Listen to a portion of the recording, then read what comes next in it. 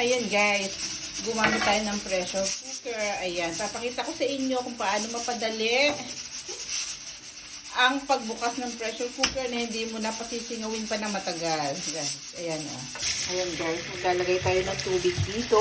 Ayan. Ayan, papatayin na natin.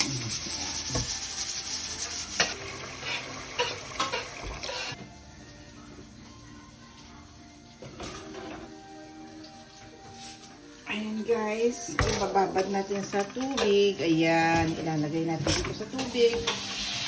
At saka, ayan, bubhusan lang natin ng malamig na tubig. Ayan, di ba sumingaw na siya?